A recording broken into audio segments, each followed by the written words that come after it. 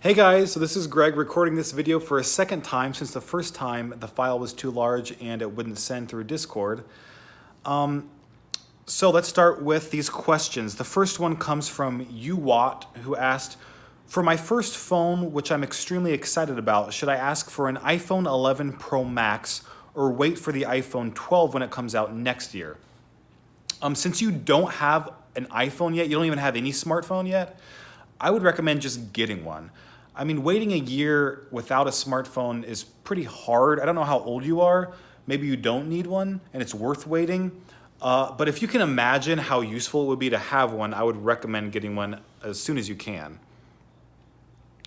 The next question comes from Robin Barheim, who asked, I've heard that fast wireless charging is harmful to the iPhone. What do you think?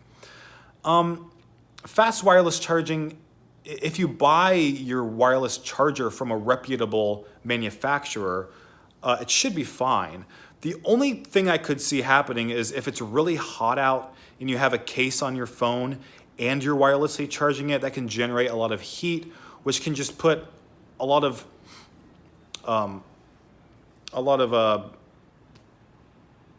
it could potentially harm the battery. So maybe you want to take the case off if your phone is getting really hot when it's wirelessly charging. The next question comes from CF09, who asked, what was your first iPhone? My first iPhone was the iPhone 5. And the next question comes from Alex5355, who asked, does Final Cut Pro require a MacBook or iMac? Because I have an iPad at the moment and I don't know which one is available, Photoshop or Final Cut Pro. Neither one are available for the iPad right now. We know for sure that Photoshop is coming to the iPad eventually. We don't know if Apple's bringing Final Cut Pro to the iPad. I think they should if they want the iPad Pro to be a pro product and to eventually replace computers.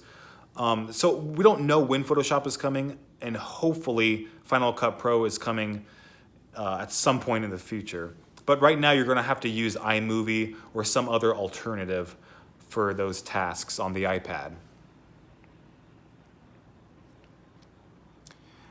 And the next question comes from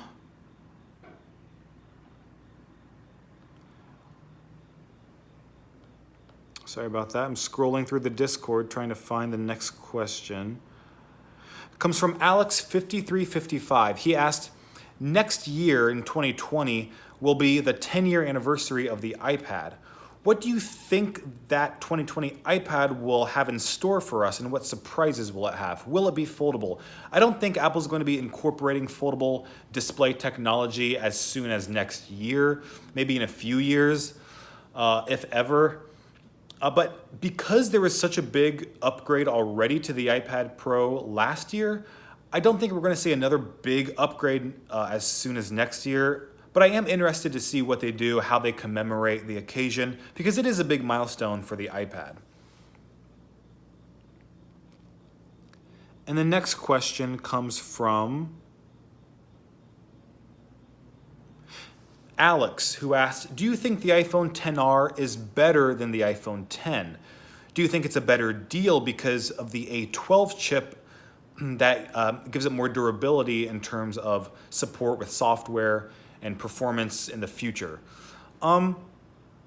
There's a point to be made that the A12 is a more powerful chip than the A11 that the iPhone X has. Although if you're talking about what's a better deal, the iPhone X is clearly a better deal. I mean, you can get an iPhone X for $550, and I don't know how much a used iPhone XS is, but it's maybe $200 or $300 more. And if you're buying the XS new, I would just hold off, use that chunk of cash for next year's iPhone, which is going to be a much more significant upgrade, or even for this year's iPhone rather than the iPhone XS. Or I'm sorry, XR. You're asking about the iPhone XR. I still think the iPhone X is a better deal, especially since it has the OLED display. So in some ways, the iPhone X is better than the XR. The next question comes from They asked, do you like iOS 12 or do you want to go back to iOS 11? I like iOS 12. I mean, I really don't want to go backward and lose the features that I have today. I'm just really excited to go forward to iOS 13 and take advantage of all those incredible features like dark mode, like the video editing, like sign in with Apple. I'm really excited about all those things. And the last question comes from Big Chungus, who asked, Greg, would you rather smash your iPhone 10 or smash your MacBook Pro? Well, I need my MacBook Pro because I make a living on it. I don't make a living on my phone, so I would have to smash my iPhone 10 if that was my only option. Because, it would be really inconvenient not to have an iPhone. But I need my MacBook Pro. Plus, my MacBook Pro is more expensive. So if I had to replace my smashed iPhone, it would be cheaper. So I believe those are all the questions that we had. Actually, Big Chungus has one more question. He asked, I'm moving soon and want to know the experiences. What is your experience with moving houses? So I moved from an apartment to a condo. And I mean, the experience was nice because I had my family there to help me move my stuff. If you have the extra money and you don't have the help, I would recommend hiring a moving service. I mean, it might be expensive, maybe like $500 or $600, but it could be a lifesaver. I mean, even having my family there, it helped, but I kind of wish I used a moving service. So yeah, that's my advice as far as moving goes. All right, guys, those are all the questions. Thank you so much for watching the live stream. Thank you for joining our Discord and being a part of this community and asking your questions here. Next Saturday, I will be live streaming again. I look forward to you being there and your questions. Thanks again for being a viewer. I hope you guys have a great weekend.